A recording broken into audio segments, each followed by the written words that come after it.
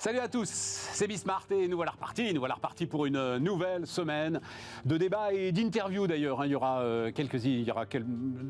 deux émissions d'interviews voilà, sur les 4 là, de cette semaine. Oui, il faut s'y refaire à nouveau, semaine de 5 jours, tout ça machin.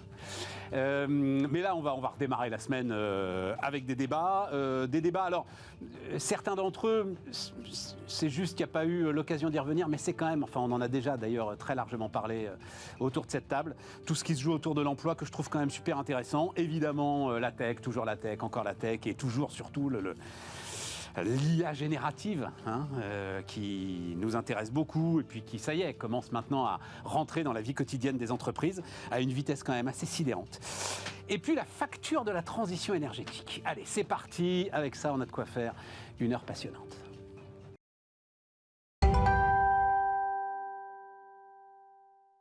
Autour de la table, François-Xavier Oliveau. Salut François-Xavier. Bonjour Stéphane. Directeur associé Initiative et Finance, la société d'investissement. Nicolas Van Bremerch. Salut Nicolas. Salut. Fondateur de Spintank et président de Renaissance Numérique. Et Flavien Neuvy. Salut Flavien, bonjour. Économiste. Directeur de CTLM, de l'Observatoire CTLM, c'est ça? Ouais. Oui. Oui, CTLM. Pas de CTLM. C'est la suite de L'Observatoire CTLM, c'est déjà bien. C'est la suite de ta carrière, à moins que tu deviennes gouverneur de la Banque Centrale Européenne. C'est un choix qui va s'offrir à toi dans quelques années, donc on verra ça. Ouais, les paradoxes de l'emploi. J'avais envie de démarrer avec ça, les amis. J'ai pas eu le temps d'en parler la semaine dernière, mais personne n'arrive vraiment à se réjouir des bons chiffres de l'emploi. Je vais vous dire en fait ce qui m'a fait réagir, réfléchir.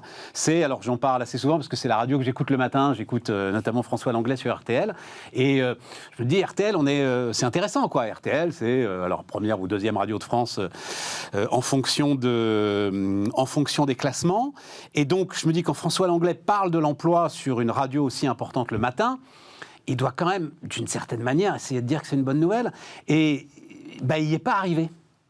Et donc, il met en avant, alors Flavien, je crois qu'on en a même déjà parlé ensemble, ce que mettent en avant les économistes, c'est-à-dire face à cette hausse continue de l'emploi, il y a une baisse de la productivité, hausse spectaculaire, pour le coup spectaculaire, mais liée évidemment à la période Covid, des arrêts de travail, hausse de l'apprentissage, et les apprentis sont moins productifs que les salariés. Il y avait une troisième cause aussi sur cette création d'emplois sans croissance. Ah oui, les entreprises zombies. Ça, c'est quelque chose dont l'Institut Sapiens, Erwan Tison, m'avait parlé le premier, effectivement. Si tu considères qu'il y a un stock de dizaines de milliers d'entreprises zombies qui ne vivent que sous perfusion de PGE, il y a un certain nombre de salariés qui sont beaucoup moins productifs que ce qu'ils devraient être et qui, à un moment ou à un autre, quand même, vont être libérés sur le marché de l'emploi. Et tout ça, ça faisait une espèce de cloche de morosité sur quand même un taux d'activité en France jamais vu depuis 1975. Qu'est-ce que tu dis de ça, mon cher Flavien, et toutes mes amitiés évidemment à François Langlais, que je respecte et j'admire énormément. Moi, je dis que c'est passionnant. C'est passionnant parce qu'effectivement, en ce qui concerne l'emploi, il y a quand même la théorie économique. Pendant très longtemps, on avait une corrélation qui était très claire entre le niveau d'activité et le taux de chômage. Pour le dire simplement, à partir de tel niveau de croissance, en fonction des pays, des spécificités de chaque pays, on savait qu'on allait faire baisser le chômage. Alors en France, on est passé au début des années 60-70, il fallait 3-4% de croissance pour faire baisser le chômage. On est passé après à 2%, puis finalement à 1,5%. Théorie économique, la loi d'Okun par exemple. Et puis là, tout le monde est surpris, c'est-à-dire qu'on a une croissance qui est quasi nulle et on continue à créer des emplois dans le secteur privé de façon tout à fait considérable. Et c'est vrai que tout le monde s'interroge. Mais pourquoi? Qu'est-ce qui se passe? Comment on en arrive là? C'est une bonne nouvelle. Il ne faut pas quand même bouder son plaisir. C'est quand même une bonne nouvelle. Et on le voit d'ailleurs dans les préoccupations des Français. Le chômage est devenu une préoccupation très secondaire par rapport au pouvoir d'achat, par rapport à plein de sujets. Et donc ça prouve bien qu'aujourd'hui, la situation sur le plan de l'emploi va beaucoup mieux. Il y a les raisons que tu as évoquées à l'instant pour expliquer finalement ce phénomène sont vraies. Je pense que c'est multifactoriel. Ce qui est passionnant au fond et ce que cela montre, c'est qu'en réalité, la science économique n'est pas une science figée. C'est-à-dire que ce qui est vrai à un moment donné, ce qui est explicable à un moment donné, ne l'est plus après parce que les économies changent, les gens changent tout simplement, les entreprises changent et qu'aujourd'hui, on a certainement besoin de moins de croissance pour créer des emplois. Alors effectivement, sur le marché français, quand on regarde par exemple le nombre d'alternants, on les a doublés en très peu de temps. Donc effectivement, ce sont des personnes, des jeunes personnes qui sont en emploi, mais évidemment beaucoup moins productifs. Bien sûr, évidemment. Donc c'est une partie d'explication, ça n'explique pas tout. Alors je crois que la DARES l'avait estimé à 20% de l'explication de la perte de productivité, mais ça n'explique pas tout. Je pense aussi que le Covid a durablement changé le rapport au travail. Ça, on en mesurera les conséquences à long terme. C'est pas tout de suite, mais on le voit dans les entreprises et même dans le secteur public, on voit bien qu'il y a un rapport au travail qui a changé. Le travail, c'est pas toute sa vie. Les gens ont d'autres priorités. Ils aménagent leur temps de travail. Le télétravail aussi. Très clairement, le télétravail change la donne. Et donc, comme on est un petit peu moins productif, et ça, c'est une tendance qui ne s'est pas manifestée sur 1 ou 2 trimestres, mais on voit que depuis 2019, on a quand même une baisse assez significative de la productivité. On a besoin de plus de monde pour faire le même travail. La vraie question, au fond, c'est à moyen, long terme, quelles sont les conséquences sur le niveau de vie, puisque on sait très bien que quand la productivité baisse, à la fin, ce sont les salaires réels qui sont impactés, donc on créera moins de richesse, certainement un petit peu moins. Oui, mais tu as plus de monde au travail. Oui, absolument. Et c'est un vrai sujet. Et on se retrouve aujourd'hui avec cette situation incroyable qui est qu'avec 7% de chômeurs, on a des... là, on attaque le socle. Là. Oui, mais le problème, c'est que le socle, on devrait l'attaquer à 4% de chômeurs. On est d'accord. Donc on a un sujet autour de 3-4% de chômeurs qui finalement... On est dans une situation où, globalement, et se situe l'Allemagne ou les États-Unis, c'est-à-dire des vraies tensions sur le marché de l'emploi avec des entreprises qui cherchent à recruter et qui ne trouvent pas, comme si on était à 3 ou 4% de chômage, ce qui n'est malgré tout pas le cas. Nicolas, François-Xavier. Oui, moi je voudrais revenir sur cette logique de productivité, parce que c'est vrai que c'est paradoxal de voir cette hausse de l'emploi avec un pays. Une baisse de productivité ? Oui, on vient quand même d'un point haut de productivité quand même. Hein. Ouais. C'est-à-dire qu'on est historiquement un pays qui est très productif, pas forcément pour des bonnes raisons. Et notamment, il me semble que ce sont ces mauvaises raisons qui sont un peu corrigées par la politique actuelle. En fait, ce qui se passe, c'est qu'on avait des productivités très élevées, notamment par le fait qu'on avait un chômage assez élevé sur les bas salaires. Et donc, tu avais un effet mixte qui faisait qu'on était plus productif que nos voisins. Et cette partie-là, il me semble que les politiques qui ont été menées et qui, pour le coup, sont à mettre au crédit du gouvernement, sur les politiques de l'offre, sur l'apprentissage notamment, sur des politiques de... Oui, il faut que tu ajoutes que tu ne faisais pas rentrer sur le marché du travail avant 25 ans. Oui. Et que tu sortais à 55, 56, 57. Donc, effectivement, tu gardais une super productivité. Tu as une très bonne productivité. Mais tu foutais tout le monde dehors. Mais artificielle, on est d'accord. Avec un taux de chômage élevé. Et il me semble que c'est sur ce côté un peu artificiel de la productivité, en travaillant plutôt sur des... Alors, il y a eu toute une série de politiques qui ont été mises en place, y compris l'allègement de charges sur les bas salaires. Enfin, il y a eu beaucoup de choses qui ont été mises en place, et la baisse des impôts de production. Enfin, il me semble qu'on a quand même commencé à corriger un certain nombre de défauts du système français, que ça commence à se voir, et c'est tant mieux, parce qu'il y a un certain nombre de choses qui ont été mises au carré sur l'emploi. Et donc, je ne suis pas très inquiet par le fait qu'une productivité élevée soit plus basse. Moi, ce qui me semble aussi sur le fait que les gens ne se soient pas encore complètement réjouis de ces résultats, je ne suis pas certain que tout le monde les considère comme étant gravés dans le marbre, et que les gens en tout cas, le gouvernement ne se méfie pas un peu des 6 ou 12 prochains mois. Je pense que ne pas crier victoire trop tôt, c'est aussi une forme de prudence par rapport à l'horizon. Non, alors en fait, les chiffres de l'emploi, ils sont tombés au matin du drame d'Annecy. Il y a ça aussi. Donc c'est ça qui a complètement paralysé, évidemment, la communication gouvernementale. Mais sur les chiffres précédents, ils se réjouissaient. Hein. Écoute, oui, ils se réjouissent. Mais ils sont les seuls à se réjouir. Moi, je ne lis que... Vas-y, Nicolas. Je ne lis que, encore une fois, ce que je vous ai résumé à travers mon cher François Langlais. Oui, je pense qu'il n'y a que des paradoxes. C'est-à-dire que Renaissance, enfin Emmanuel Macron et son parti sont en mode nous sommes en route vers le plein emploi, dans un récit très très volontaire, un peu wishful thinker, un peu voilà. Tout à fait. Et tout autour, tout le monde se dit mais qu'est-ce que c'est que ce truc ? On n'arrive pas complètement à l'expliquer pleinement. Et du coup, il y a beaucoup de scepticisme, quoi. Et on rappelle que le taux d'activité reste quand même plus faible au global. Plus fort depuis 1975. Non, mais c'est le plus fort pour la France depuis 1975. Mais au global, on reste assez faible. Donc, parce qu'on avait un rattrapage énorme. Ça reste pas très bon, 7%. Il reste le taux de chômage est assez faible. Puis voilà, on reste des seniors qui bossent encore pas beaucoup. On a des jeunes qui arrivent tard. Enfin, tout ça n'est pas encore résolu. Tout ça est en mouvement. Et tout ça est en mouvement. Et le taux de chômage à l'intérieur, il est faible, mais on a encore des marges de manœuvre un peu larges à traiter. Et donc il y a un peu un mystère. Moi, je le vis dans ma PME où nous notre chiffre d'affaires par équivalent temps plein sur 100 personnes environ. Hein, on était 95, on est à peu près stable depuis le Covid. L'année 2020, il a fait badaboum parce qu'on n'a pas été occupé pendant 3 mois. Et depuis, on n'a toujours pas rattrapé le montant de productivité par personne de 2019. Hein. C'est-à-dire qu'on a du mal à le remonter.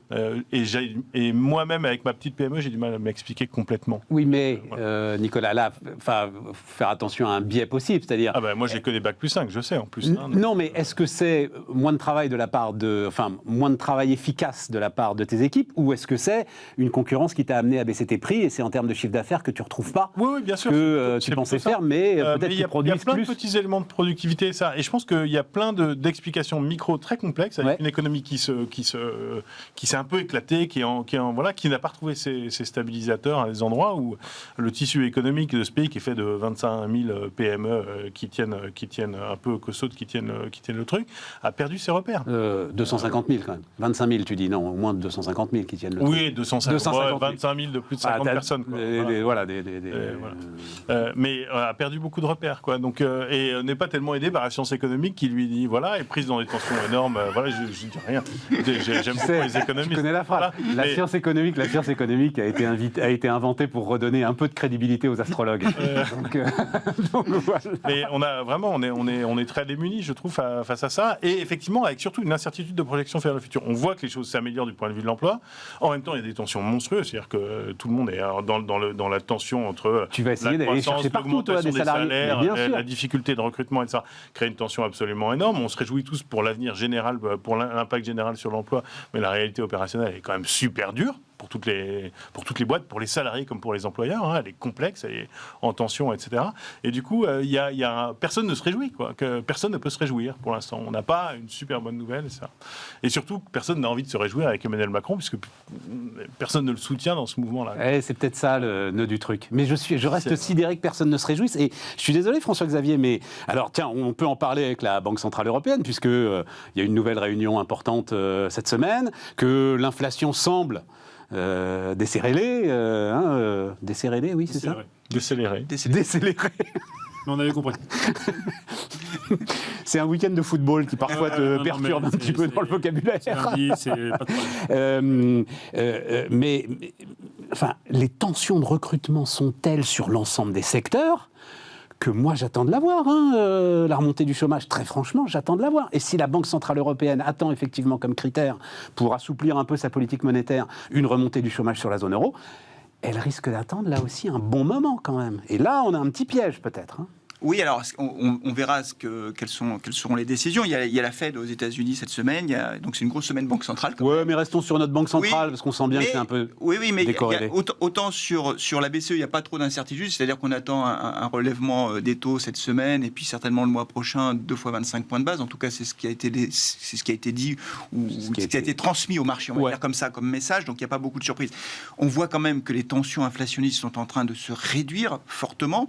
Ce qu'il faut regarder, évidemment, sont plutôt les indicateurs avancés, parce que quand on regarde notamment les prix alimentaires, on a un indicateur plutôt retardé, évidemment. Donc c'est pas très pertinent pour savoir ce qui peut se passer au cours des prochains mois.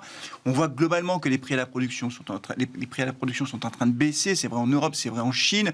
On voit qu'on a un ralentissement économique, la zone euro qui aujourd'hui fait une croissance nulle dans le meilleur des cas, on voit bien qu'on a une demande qui est en train de faiblir, donc tout ça montre qu'effectivement on est plutôt sur la phase de ralentissement, on n'est pas en déflation mais en désinflation, et que ça va redonner un petit peu de marge de manœuvre à la BCE qui n'aura pas le... Mais moi, je lisais qu'elle attendait des signes sur l'emploi. Oui, mais ça, je ne suis pas sûr qu'elle les ait tout de suite. Alors, non, elle ne les aura pas, c'est bien ça qui m'inquiète. Oui, il y a quand même certains secteurs sur lesquels on peut s'attendre à avoir un impact sur l'emploi. On peut parler du secteur de la construction, par exemple, où là, très clairement, les chefs d'entreprise dans le secteur de la construction du bâtiment tirent la sonnette d'alarme en disant, pour l'instant, on n'a pas encore de défaillance majeure, mais ça va arriver si ça continue comme ça. C'est pour ça qu'il y avait réclamé un plan de soutien au logement, à la construction en France, qui n'est pas venu. On aura des secteurs qui vont souffrir plus que d'autres, très clairement. Est-ce qu'au global, ça va faire monter significativement le chômage? J'en suis pas sûr. Je pense que... Moi, j'attends de voir les patrons du BTP licenciés. Ils ont un tel mal à recruter. Ouais, mais là ça devient très dur, Stéphane. Franchement, quand tu regardes les mises en chantier, franchement... cyclique, quoi. Ah ouais, mais là c'est très, très compliqué. Et les perspectives à 1 an sont pas bonnes du tout. Moi, je pense qu'on verra plus vite les éléments sur l'inflation que sur l'emploi. Oui, mais si la BCE attend des éléments sur l'emploi, elle va la provoquer profonde, la récession, avant d'avoir des éléments tangibles sur l'emploi. Pas les éléments sur l'emploi, parce que mon hypothèse, c'est que les éléments sur l'inflation arriveront plus vite. On a quand même des effets de base qui sont très forts par rapport à 2022. Il y a eu plusieurs phases de l'inflation containers, énergie et alimentaire. Et donc là, là vraiment, tout s'est déjà inversé ou est en train de s'inverser, notamment la partie alimentaire, qui était vraiment le dernier facteur qui a continué ou alimenté la hausse des prix au premier semestre. Je m'attends à avoir un reflux assez rapide. Et donc, je pense que les questions des patron se posera beaucoup plus tôt que prévu. Qu'on ne le pense pour la Banque centrale. C'est le patron de Panzani ce week-end ou de Barilla, je ne sais plus, qui a dit qu'il baissait les prix des pâtes là. J'ai pas vu ça. Une grosse marque. Je pense que ce n'est que le début. Enfin, on verra. En fait, déjà, en tout cas, plus exactement, ça va être un bon test pour la concurrence. On verra. Les marges ont été assez largement augmentées à la faveur de la hausse des prix, et donc la question est de savoir si elles vont rebaisser. Et ça va être donc une mesure de la concurrence et de l'efficacité du marché. Ça va être intéressant. La main invisible. La main invisible. Nicolas, un mot là-dessus, parce que je veux dire aussi quelques mots sur le RSA, parce que là, visiblement, ça va être l'affaire des semaines qui viennent, attaquer le socle. Donc, je vous rappelle les chiffres, 15% des allocataires du RSA le sont depuis plus de 10 ans. Donc ça, c'est Cour des comptes 2019, le rapport de 2019 de la Cour des comptes. 36% de ces allocataires le sont depuis plus de 5 ans, et on monte à 61% quand même des allocataires qui le sont depuis plus de 2 ans. C'est la nouvelle séquence qui vient. Nicolas, je ne sais pas comment est-ce que tu vois ça. Spécialiste là-dessus. Pas du tout spécialiste. Et en tant que citoyen, l'idée, parce que ça va se jouer beaucoup là-dessus quand même, l'idée de cette fameuse activité plus ou moins obligatoire, on sent bien que le gouvernement hésite là-dessus. Moi, j'aime bien la ligne de Gilles Berset, qui est que globalement, il faut que tous collectivement, on se mette à travailler plus. Et il y a un moment, il va falloir attaquer les allocataires du RSA qui sont un peu dans les marges et qui les remettre en activité. C'est 2 millions de personnes. La question, c'est un peu par quoi tu commences. Et tu vois, si tu as un marché et trouver le bon moment, et est-ce que c'est quand est-ce que ça intervient au bon moment pour accompagner ça? Voilà. Il y a aussi une autre statistique sur le RSA, c'est le taux de non-recours, qui est quand même aussi assez 30%. Faible. Les grosses difficultés d'accès, voilà. Et donc, s'ils arrivent à mener ça bien, mais un meilleur accès, parce qu'au RSA, c'est très compliqué de toucher son RSA pour plein de gens. Donc, si tu as un meilleur accès, et puis en même temps, on remet vraiment en route vers l'activité, l'objectif est louable.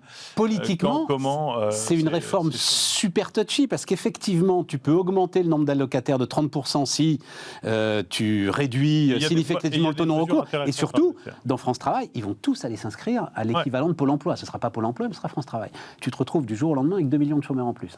Enfin, pas 2 millions, parce qu'il y en a une bonne moitié qui sont inscrits à Pôle emploi, mais 1 million de chômeurs en plus.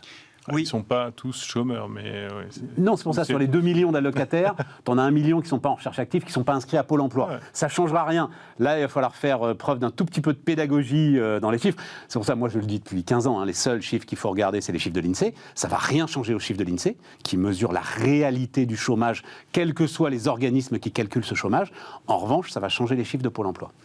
Oui, sur le RSA ex-RMI, faut le rappeler. Pourquoi je dis ça? Parce que dans RMI, il y avait revenu minimum d'insertion. C'est-à-dire que l'idée, c'était effectivement d'être dans une transition avec l'objectif d'être inséré sur le marché du travail. On voit que ce volet-là, il n'a pas bien fonctionné. Donc, évidemment, le point qu'on évoquait tout à l'heure, sur 7% de chômeurs, etc., même s'ils ne sont pas tous comptabilisés dans le taux de chômage... sur les 7%, si, ils y sont. Oui. Ils y sont, Flavien. Ça, c'est le 7... Non, mais il faut être super précis là-dessus. C'est le chiffre INSEE. Oui, ils ne sont pas à Pôle emploi, ils ne sont pas inscrits à Pôle emploi, ils sont dans les chiffres de l'INSEE, ils ne sont pas inscrits à Pôle emploi. Mais ce que je veux dire, c'est qu'en fait, si on veut retrouver effectivement qu'on ait moins de tension sur le marché du travail, il faut absolument qu'on ait de nouveau ces personnes qui soient en recherche active d'emploi, ce qui n'est pas le cas aujourd'hui. Il y a un piège, il y a 2 pièges à éviter. Le premier piège, c'est de dire c'est tous des feignants, et pour ça le gouvernement qui dit on va s'en occuper auprès de l'opinion publique, je pense que c'est assez porteur, parce que l'image que peut avoir l'opinion publique, c'est des gens qui ne cherchent pas, ils profitent du système, ils profitent de telle aide, etc. Voilà, donc c'est plutôt porteur de le présenter comme ça en disant on va s'occuper d'eux. En réalité, là je parle en connaissance. En tant qu'élu local. Oui, pour la plupart, ce sont des gens qui sont très très très éloignés de l'emploi. Exactement. Quand on les voit arriver dans les chantiers d'insertion, quand on les voit arriver le matin, je ne dis même pas arriver à l'heure, on se dit super, une première victoire, ils viennent. Donc ce sont des gens qui sont...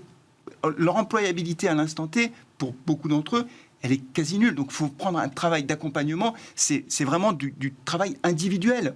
C'est un travail colossal, en fait. Et donc, il faut sortir un peu des facilités de langage. Il n'y a qu'à Faucon, on va faire ceci, on va les sanctionner, etc. Parce que ce ne sont pas des gens qui roulent au volant de berline allemande et qui profitent du système tel qu'on peut l'entendre quelquefois dans les débats sur les réseaux sociaux, etc.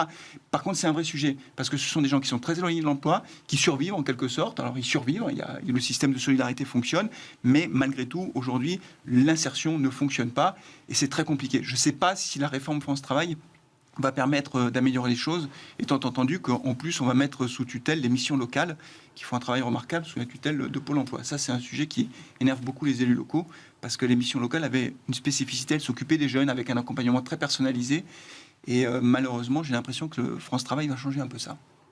Parce que moi, ce que j'ai entendu, ce qu'on m'a dit, expliqué, Thibaut Guilluy, il vient régulièrement sur Bismarck d'ailleurs, avec Arnaud Ardouin. Donc Thibaut Guilluy, c'est le haut commissaire au travail qui est en charge de toute cette architecture France Travail. C'est que justement, on tenait compte des erreurs commises au moment de la création de Pôle emploi, et donc de la fusion de la NPE et de l'UNEDIC, qui en fait n'avait absolument rien à voir. Il n'y a pas de fusion, il y a vraiment une mise en commun de moyens, et pas de mise sous tutelle. Enfin, en tout cas, c'est comme ça qu'ils le vivent comme une mise sous tutelle. Absolument. Ouais. Bon, on verra ça. Le jeune qui cherche du boulot, qui est un peu éloigné, qui a des difficultés, il faudra d'abord qu'il passe effectivement chez Pôle emploi avant de venir à la mission locale, où là, il y a des gens qui sont formés juste pour ça, sur une mission sur les jeunes. Donc, voilà.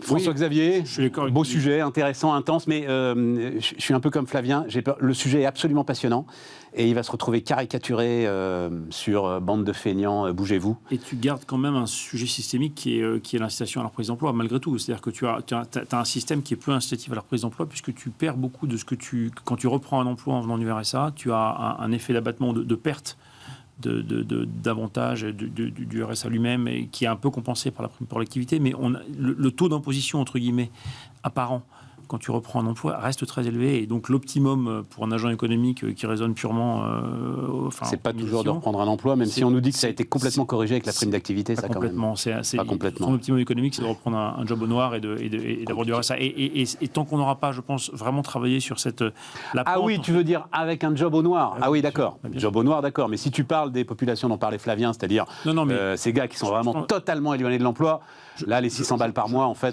tu les dépasses très très vite. Je rejoins tout à fait Flavien sur le fait qu'il y a vraiment plein de gradations. D'ailleurs, c'est ce que tu donnes dans tes stats.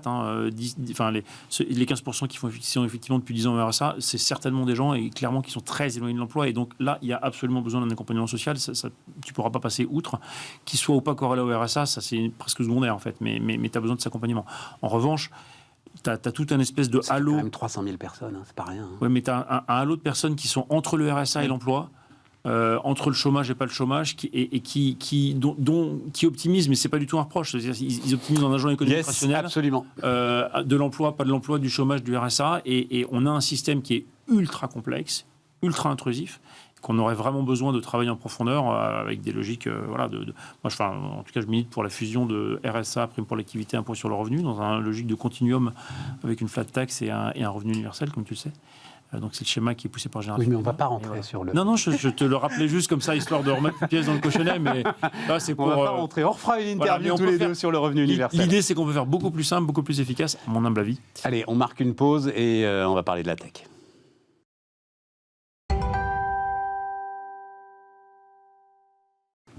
On repart. Alors, la tech, évidemment, toujours GPT. Donc, vous avez forcément vu ça, Carrefour, le robot donc baptisé Hopla avec un H, qui aide à faire ses courses en fonction du budget, du nombre de personnes concernées. Il tient compte des prix, des saisons, des stocks, évidemment, quand même, et des goûts des clients pour ses suggestions. Et donc, on va être incité à l'utiliser de plus en plus souvent, développé en 6 semaines avec Bain et Microsoft. Ça m'intéresse, ça aussi. Alors, juste commentaire dans les échos du DSI d'Auchan. Le risque, quand même, à ce stade, est encore d'être déceptif si l'intelligence artificielle confond la crème fraîche et la crème pour la peau. Ça m'a fait sourire. Ouais, ça peut même être encore plus compliqué que ça. Hein. Ça peut même être plus compliqué que ça, Nicolas. Bon, mais ça y est, là. Juste, je voulais... La vitesse à laquelle ce truc dont, en tout cas, moi, je n'avais jamais entendu parler, au mois de janvier ? Oui, bah oui. se retrouve dans ce qui est vraiment l'outil de grande consommation par excellence, c'est-à-dire faire ses courses chez Carouf. Enfin, je trouve ça très impressionnant. Voilà. Qu'est-ce que... Moi, ça m'évoque oui, depuis 6 mois, si tu veux, c'est tout ce que ce pays, et le monde compte de cabinets de conseil un peu autour de la tech, etc., a eu en très très peu de temps IA générative, large language learning models appliqués à mon business, etc., etc. C'est partout, c'est dans tous les sens, c'est extrêmement, c'est costaud. En même temps, il y a effectivement, et le sujet, c'est d'expérimenter vite. Ce qu'on avait un peu oublié dans la tech, on était beaucoup allé dans le back-office, dans la deep tech, dans le cloud, dans les sujets de sécurité, dans la cyber, on parlait plus que de ça. On a un peu oublié le consommateur, on avait l'interface, et là tout d'un coup, on se rend compte que, le facteur clé de succès, c'est la dynamique de consumérisation de la tech, donc c'est... je dois rencontrer les utilisateurs et tester à large échelle. Ouais. Et donc là, on est dans cette dynamique à nouveau. Et après, moi, Carrefour, Opla, Bain et Microsoft, je ne sais pas du tout. Il faut tester le truc, comprendre, etc. À mon avis, c'est très compliqué pour tout le monde. Parce que le paradoxe, c'est qu'on a quand même des outils d'IA générative qui n'ont pas de mise en contexte. Donc oui, le vrai problème, c'est que ton LLM, là, ton ChatGPT ou ton large language model, il faut qu'il ait un large language. Voilà. Mais surtout, il a une méthode d'apprentissage qui fait qu'il ne met pas en contexte. Il ne sait pas ce que c'est. Donc, il peut confondre vraiment la crème fraîche et la crème pour les cheveux. Si ça se trouve, il va peut-être te recommander des œufs. C'est le grotesque ChatGPT, les œufs de vache. Tu vois, il a des éléments que le consommateur pourrait comprendre, croire, comme des éléments faisant partie d'un common sense, d'un sens commun, qu'il n'a pas du tout. Ouais, mais il aura les stocks de Carrefour. Voilà. Il n'y a pas de vache dans les stocks de Carrefour, ça nous protège de ça. Oui, mais je pense que pour être vraiment efficace, il faut qu'il aille chercher au-delà de la data des stocks de Carrefour. Si c'est juste un outil d'optimisation des stocks de la data de Carrefour, c'est pas quelque chose qui dit tout ce qu'on a en stock, voilà ce que tu vas faire avec des recettes de cuisine. Justement, l'idée de l'IA et de ce que j'ai compris du projet, c'est que c'est fondé sur c'est qui va au-delà. C'est un LLM, quoi. Tu peux dialoguer avec lui et tu crois que c'est quelqu'un, c'est pas un agent conversationnel bêta, comme il y en a déjà eu des tonnes, qui va taper dans les stocks un peu de Carrefour. C'est aucun intérêt, ou d'Auchan, aucun intérêt. C'est justement que tu peux lui poser des questions en langage naturel en disant tiens, j'ai ceci, cela, qu'est-ce que tu pourrais me suggérer d'eux ? Et qu'il va répondre. Et ça, c'est une promesse incroyable, mais quasi impossible à tenir de manière sérieuse.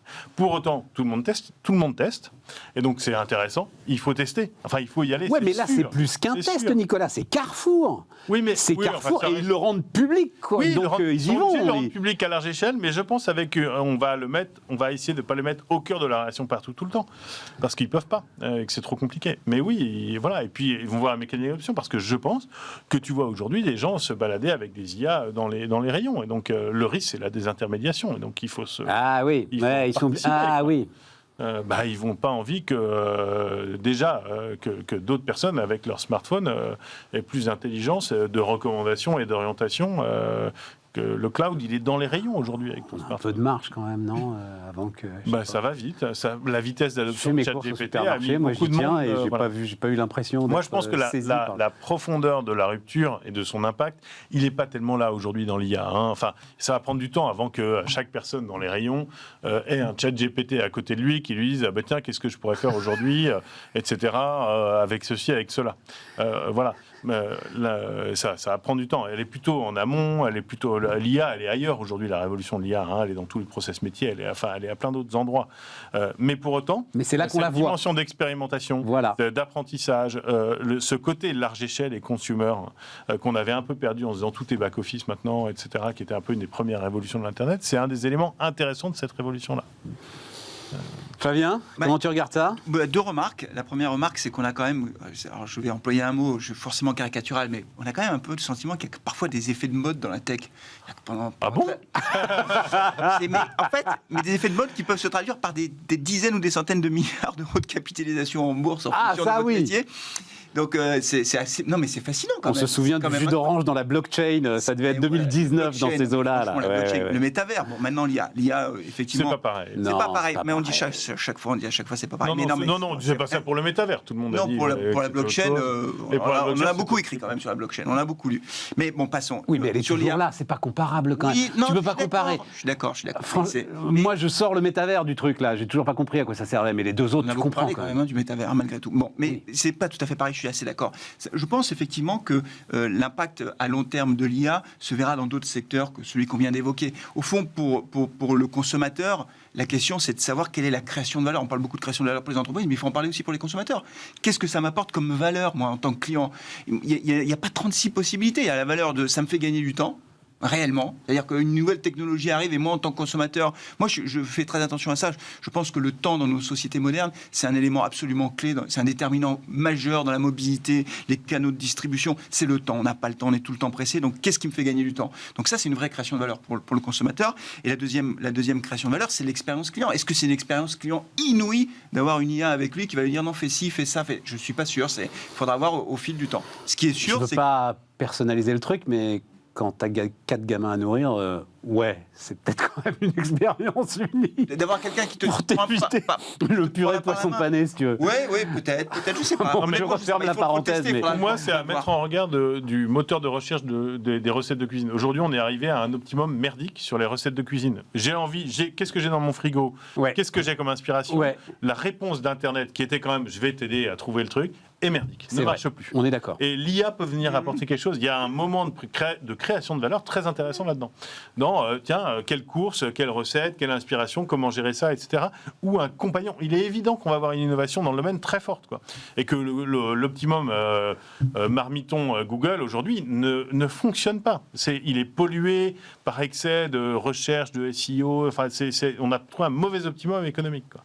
D'ailleurs, les distributeurs ne savent pas faire, n'ont pas de lien avec les recettes de cuisine, les courses. Il n'y a pas de connexion. La promesse du frigo connecté. Mais ça veut dire, attends Nicolas, parce que tu dis un truc, quelque chose qui peut se créer. Tu dis un truc super important. Ça veut dire avec le SEO, ça veut dire qu'il faut que, en l'occurrence Carrefour, et c'est un peu ce que tu me disais, mais ceux qui vont développer ces modèles acceptent de lâcher prise, pour que ce soit pas une nouvelle façon de pousser.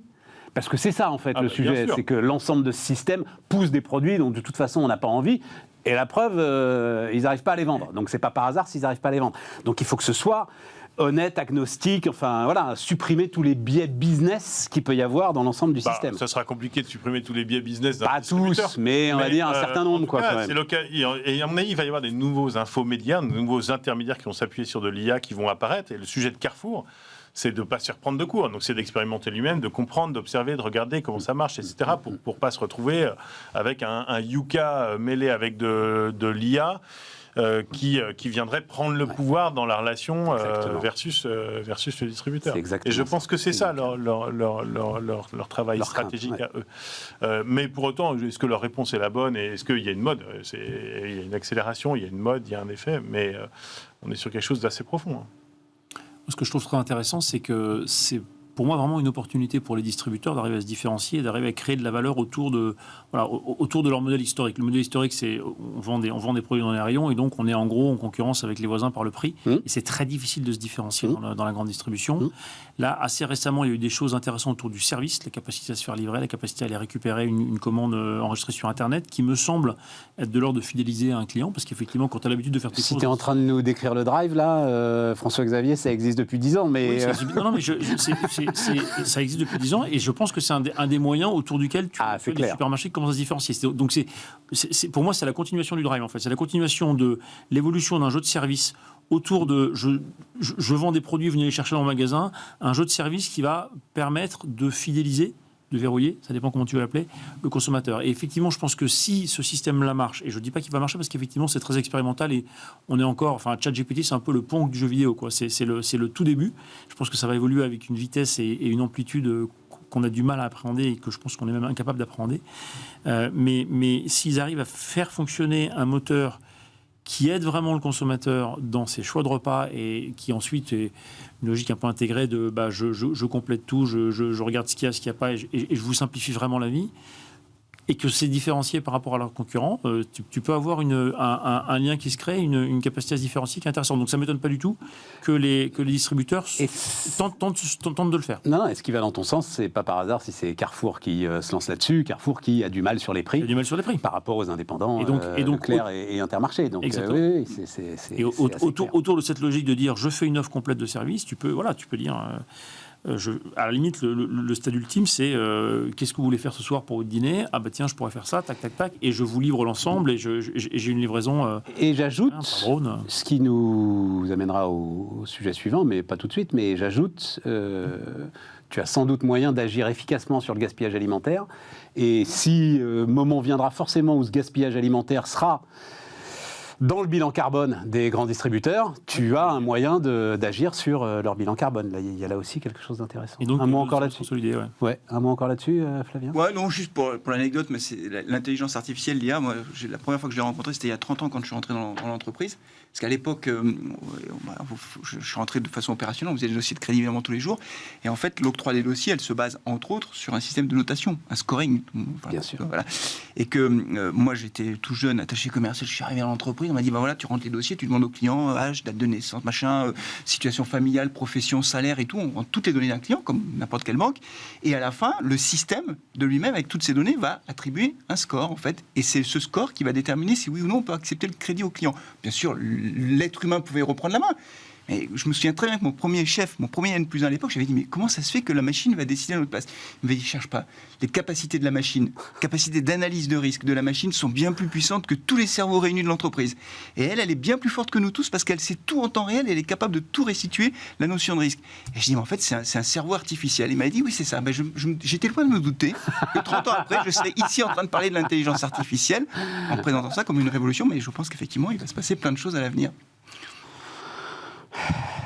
Quand même, par rapport, juste un mot, mais tu disais effet de mode, alors c'est parce que j'y réfléchissais, c'est complètement idiot de dire, je vais dire comme Bill Gates, mais bon, voilà. Moi, j'ai rien vu de tel depuis l'iPhone, en termes de bouleversement, de ce que ça implique dans ma vie quotidienne, de ce que je suis en train d'imaginer au quotidien sur la façon dont je me sers de cette machine. Ça déboule comme ça. Oui, il y a un effet... C'est quand ça, même, le truc. là, pour le coup, l'effet waouh, il est là, quoi. Il est là, totalement là. Oui, alors oui, je me disais, mais c'est peut-être un peu large comme sujet, mais effectivement, je sais pas, toi, Nicolas, peut-être que certains de tes clients y réfléchissent avec toi. Comment on traite ce truc, en fait ? La formule dont je suis assez fier, c'est on peut s'y perdre, où on peut tout perdre, un petit peu ce que tu disais. Mais le risque, c'est aussi de s'y perdre, c'est-à-dire c'est aussi d'aller expérimenter massivement, que ça ne marche pas, de se retrouver en conflit avec les clients. Bon, voilà, oui, c'est un petit peu son... je pense qu'il y a... ça n'était pas dans la feuille de route des COMEX il y a 6 mois. Voilà. C'est dans la feuille de route des COMEX de la plupart des boîtes et tout le monde est arrivé genre, waouh, comment ? Et je pense que personne n'a complètement la clé. Et ils appellent Bain, en fait. Ils appellent et à la fin, tu appelles Bain, Deloitte. Et puis, il y a un sujet de domination des très grands acteurs de la tech qui est un sujet. C'est-à-dire qu'aujourd'hui, tout passe par 2 acteurs ou 3 acteurs majeurs. Tu enlèves Amazon, Microsoft et Google, et Meta un peu dans une moindre mesure, mais qui est quand même moins puissant, etc. En gros, t'as pas d'IA, tout est chez eux. Et tu vois, Carrefour fait avec Bain, qui est intermédiaire pour des sujets d'IA de Microsoft, etc. OpenAI, c'est 10 milliards de Microsoft, c'est quand même sorti comme ça. Hein. Voilà. Donc bon, si tu veux, quand t'es n'importe quelle boîte aujourd'hui, sortir 10 milliards sur de l'IA, c'est pas possible. Il n'y a pas une boîte en France qui est capable de le faire. Des grosses annonces de Vuitton, de LVMH, sur le sujet, ça fait longtemps qu'ils essayent d'y aller, mais enfin, ils sortent pas des milliards, tu vois. Ils expérimentent avec encore. Tu vois. Donc on a un sujet aussi de stratégie, d'alliance et d'indépendance en France, on parlerait vite de souveraineté parce qu'on met ça. Voilà, mais tout de suite. Mais même en Europe, on parle de souveraineté. Voilà, mais qui sont assez critiques derrière. C'est comment est-ce qu'on travaille sur ce sujet. Après, en vrai, le dilemme d'innovation de chacune des boîtes sur ce sujet, c'est chaud. Hein. Il est à court terme. C'est-à-dire qu'on a quand même l'habitude des vagues technologiques où il y a, on se dit, le cloud, il faut passer au cloud, donc ça prend 6 ans. C'est ça. Il y a de l'évangélisation qui arrive, et on va vite. L'iPhone, entre Steve Jobs qui présente son iPhone et le premier iPhone qui commence à prendre sur le monde, l'adoption, tu vois, elle ne se fait pas de... Voilà, là on a ChatGPT, c'est 100 millions d'utilisateurs en 3 mois. Si tu veux, c'est extrêmement massif et extrêmement profond en même temps, donc la rapidité d'adaptation, elle est très dure pour un comité de direction. La tech américaine quand même, hein. Enfin, c'est quand même incroyable.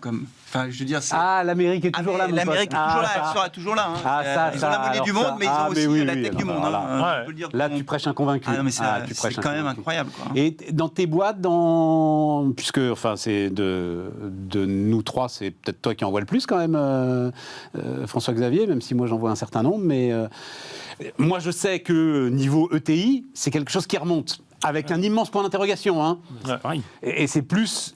Et qu'est-ce que font les autres ? En fait, c'est plus ça. Mais Stéphane, toi, les gens que tu rencontres, ils font quoi ? Ils en parlent ? Qu'est-ce que font les autres ? Je confirme que si les comics du CAC 40 sont un peu paumés face à l'IA, les comics de TI le sont aussi. Hein. Ouais, voilà. Non, mais c'est un sujet qui remonte, qui commence à remonter. C'est un sujet sur lequel nous, on a déjà déployé, dans des participations, des outils sur des sujets très spécifiques sur l'IA. Je pense qu'il y a effectivement un certain nombre de... Pour moi, l'une des bonnes approches, c'est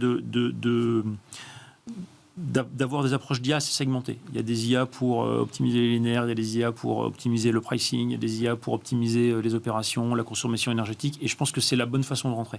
Tu rentres sur un sujet donné et tu pars, non pas de l'IA, mais tu pars du besoin de l'entreprise, tu te dis c'est quoi les 2-3 sujets pour l'entreprise, et est-ce qu'il peut y avoir des solutions d'IA qui peuvent m'aider ou pas à les régler. Et tu peux avoir effectivement des choses intéressantes, surtout dans certains secteurs, sur des secteurs, effectivement l'IA conversationnelle. Oui, mais c'est ça, mais tu pars dans l'entreprise. Tu pars du problème de l'entreprise, tu parles pas des potentialités de l'IA. Ça, c'est intéressant. Tu dis comment ne pas s'y perdre, je pense que c'est vraiment la clé. Ouais, c'est la clé. Tu pars dans l'entreprise et tu dis c'est quoi mes sujets, c'est quoi ce qui a un impact sur mon excédent de bourse d'exploitation et sur ma rentabilité, est-ce que l'IA peut faire quelque chose. Et là, tu as une clé d'entrée et tu as un moyen d'entrée qui va faire que tu vas pas forcément utiliser ChatGPT, mais utiliser une start-up ou une petite entreprise qui va t'apporter une solution pour ton problème fondé sur l'IA. Un mot, Nicolas, avant d'aller sur la facture de la transition énergétique, parce que ça aussi, c'est un sujet qui va arriver, là. Je ne comprends pas donc, sur l'identité numérique, on avait déjà dit un mot ensemble. J'avoue que je ne comprends pas les pudeurs de jeunes filles, y compris du gouvernement, sur le contrôle d'accès des sites pornographiques. Quand on voit les études qui sortent, l'accès maintenant de plus en plus jeune à l'ensemble de ces sites. Tu trouves qu'il y a des pudeurs de jeunes filles Je trouve qu'il y a des pudeurs de jeunes filles. Il n'y a pas tout simplement demandé un contrôle basique, pur, soit un numéro de carte bleue, soit une pièce d'identité, soit... Enfin, tu vois, à un moment, boum, quoi. Alors, je t'invite à lire le très bon papier de Renaissance numérique sur le sujet. On a fait le point, on a étudié pendant assez longtemps. Et puis, je t'invite à voir aussi les applications, parce que dans le projet de Jean-Noël Barrot, SREN, projet de loi en cours, il y a une accélération. Il y a eu 3 projets de loi et propositions de loi sur le sujet différentes depuis le début de l'année. Donc, l'activité législative et réglementaire sur le contrôle de l'âge en ligne et la protection des mineurs du porno, elle est là. Ça bute un peu à chaque fois sur la même chose. Tout le monde est d'accord sur le fait que maintenant, il faut quand même empêcher. Voilà. Mais permettre aux gens, vérifier que quelqu'un, quand il est sur Internet, c'est bien lui qui est derrière un écran, et que c'est lui qu'il a tel âge ou pas tel âge, en respectant un tout petit peu la liberté d'aller et venir et la certification de chacun, c'est un peu complexe. Mais aujourd'hui, il y a des mécanismes de tiers de confiance qui sont au stade expérimental, presque au bord d'accéder. Je vois ça, effectivement. Qui sont pas loin d'y arriver. Pourquoi tu as besoin d'un tiers de confiance pour ces sites-là ? Je comprends que tu peux avoir besoin d'un tiers de confiance, mais pour ces sites-là... Qui va dire que tu as 18 ans ? Tu vas, toi Stéphane, tu es un peu le samedi après-midi, une carte tu as envie d'aller d'identité comme sur on un le fait site pour porno. CityScoot, tu vois, Nicolas, à un moment, CityScoot, j'ai envie de prendre un scooter électrique, il faut que je balance une carte d'identité qui prouve que c'est moi. Et alors, la vérification d'identité dans des contextes un peu sensibles comme ça, sans création de registre, etc., c'est assez compliqué. Aujourd'hui, typiquement, tu pourrais utiliser la certification d'identité de l'État. Quand tu vas sur impôts.gouv.fr, tu te logs sur impôts.gouv et puis après, tu vas aller ailleurs. Sauf que je doute que le citoyen qui a envie de se faire un petit film porno tranquille, il a envie de se loguer d'abord sur impôts.gouv pour certifier qu'il est majeur, si tu veux. C'est pas évident. Pas évident, tu vois, c'est pas évident. Et donc, en fait, on cherche... Mais il faut assumer, quoi. Et puis, on n'a pas forcément envie d'avoir un grand fichier centralisé chez les acteurs porno qui connectent à l'identité réelle des gens et leur passion pour plein de sujets sexuels. Tu as peut-être envie que l'anonymat entre les deux, il soit un peu préservé. Que, oui, parce qu'à ce moment-là, que le Stéphane ou le Nicolas qui a des petites passions sexuelles sur quelques fétiches dans son coin, qui va sur un site porno, il soit Nicolas. Et puis qu'entre les deux, il y a quelqu'un qui fasse la connexion et qui dise lui, il est majeur, il n'y a pas de problème, il peut venir. Et c'est ça, en fait, qui est compliqué à craquer. Et ça, tu ne veux pas y arriver avec un agent des impôts qui dit oui, c'est Stéphane, vous laissez-le rentrer, etc. Et Stéphane, il n'aura peut-être pas envie. Moi, j'aurais confiance dans l'agent des impôts. Toi, tu as confiance dans l'agent des impôts. Mais la plupart des Français. Non, je comprends l'histoire du fichier. Si le fichier est attaqué, et donc, il faut respecter. Parce que tout ça circule. Il y en a eu plein, des fuites de données, des sites de rencontres et des sites porno. Il y en a eu plein. Donc, on a envie de faire. On préférait que ça soit toto42@gmail.com. Et la plupart des Français et des utilisateurs de ces trucs, ils font ça, tu vois. Et donc, c'est compliqué. Bon, d'accord. En revanche, des solutions sont en train d'arriver. Ça s'active. Ça se fait un peu n'importe comment, comme d'habitude. Mais moi, mon pari, c'est que dans 6 mois, on aura quand même une solution qui sera imposée aux acteurs porno. Et après, le problème, c'est toujours la même chose. Extraterritorialité, comment est-ce que tu fais en sorte que vraiment tu rends la chose. Oui, mais bon, on ne va pas parler trop longtemps de ça, parce que mais le gamin de 12-13 ans qui va se loguer, il ne va pas passer par un VPN, tu vois. Pas tous. Facture de la transition. François-Xavier, je t'ai lu, tiens, on va voir d'ailleurs une série de tweets que tu as envoyés, où en gros tu dis passer par... Ce qui t'a frappé dans ce rapport dont tout le monde a parlé, c'est le refus de l'innovation. Est-ce que je résume bien le truc ? Non, c'est pas tout à fait ça. En fait, ce qui m'a frappé, c'est le chiffre qui a été mis en valeur, qui est 66 milliards pour la transition écologique, en fait. Et le rapport l'exprime très correctement, mais il n'a pas été repris comme ça dans la presse. Et ce sont des investissements. Et ça a été entendu comme un coût, en fait. C'est ça qui m'a un peu... Et je trouve qu'il y a une ambiguïté autour de ça va coûter 66 milliards. En réalité, et quand on lit le rapport, on s'aperçoit que la plupart de ces dépenses sont liées à des investissements dont une grande partie ont un retour sur investissement. Quand tu installes une pompe à chaleur, quand tu installes un double vitrage, quand tu mets en place un parc photovoltaïque, oui, il y a de l'investissement, mais à partir du moment où derrière tu as un retour sur investissement, c'est quelque chose qui peut se financer par le marché. Et donc moi, ce qui me manque un peu dans ce rapport, c'est non pas le montant de l'investissement, mais le montant de l'investissement net. Et donc, parce que derrière, quand on dit ça va coûter 66 milliards, donc il y a un impôt, je trouvais que c'était un raccourci un peu rapide. Moi, ce qui m'intéresse, c'est OK, les 66 milliards, quelle est la partie qui ne va pas être rentabilisée ? Et donc, quel est le vrai coût net ? Et donc, ce que j'essaie de faire dans mon tweet, c'est un parallèle avec ce qu'on appelle le coût d'abattement. Et en disant, si ce 66 milliards était un vrai coût, ça ferait... on veut économiser 168 millions de tonnes. Si c'était 66 milliards pour économiser ces 138 millions de tonnes, ça ferait environ 480 € la tonne de CO2. Et ça ne marche pas. Ça ne marche pas parce que le GIEC a produit dans son rapport les coûts d'abattement des technologies et il vous dit à peu près... on peut arriver à couper la moitié des émissions de carbone avec des technologies qui coûtent environ 40 € la tonne de carbone économisée. Si tu veux économiser 138 millions de tonnes à 40 €, enfin 40 $ en l'occurrence, à 40 $, ça te coûte 5 à 6 milliards de dollars et pas 66 milliards d'euros. À la limite, rentrons pas sur parce que le chiffrage me semble. Mais j'aime bien, effectivement, ton histoire de investissement net, c'est-à-dire c'est ça la question. Voilà, c'est ça la question. C'est ça la question. Et c'est ça qui manque. Ce qui doit relever de la seule puissance publique, sachant que tout le reste peut relever du marché. Oui, et encore, tu peux même le faire relever du marché encore une fois, si tu mets en place un prix du carbone. C'est-à-dire que tout ce qui est trop cher en termes de carbone pour être... Mais ça, on tombe sur un truc, il faut qu'il soit mondial, ce prix du carbone. Mais non, mais il est déjà en place, le prix du carbone. Sur tout le système ETS en Europe, il te prête le carbone autour de 80 € pour beaucoup d'industries. En France, il y a une taxe carbone qui s'applique au carburant à 44,60 €. Donc, en fait, il y a déjà en place un certain nombre de mécanismes de taxation de carbone. Il faut laisser le temps qu'ils se mettent en place. Il faut simplifier un certain nombre de... Tu as vu, François-Xavier, on en parlera mercredi, puisque Denis Ferrand viendra nous voir mercredi, la note de Rexecode sur les dégâts en fait considérables que sont en train de faire à la compétitivité de l'industrie européenne l'ensemble de ce système de taxation carbone à partir du moment où il n'est pas mondial. Mais tu peux. Donc voilà. Je te dis pas qu'il ne faut pas avoir des mécanismes d'ajustement. Je pense que la taxation carbone, elle peut se faire aussi à la consommation, ce qui permet de couvrir à la fois les importations et les productions locales. La taxation carbone, elle doit être redistribuée. Donc oui, il y a plein de défauts au système actuel et oui, ils peuvent être corrigés. Mais encore une fois, le meilleur mécanisme pour allouer... En fait, la question, c'est comment tu alloues de manière optimale tes dépenses aux émissions de carbone. C'est ça la vraie question. Et en fait, tu le fais en allant chercher d'abord les technologies, quelles qu'elles soient, qui sont les plus rentables, qui coûtent le moins cher à la tonne de carbone économisée. je veux allouer mon capital à ce qui est le plus puissant en termes d'économie de tonnes de carbone. Et ça, tu as deux façons de le faire. Tu as une façon qui est centralisée en disant je suis l'État, je suis omniscient et je vais décider qu'on va mettre tant dans le génie civil, etc.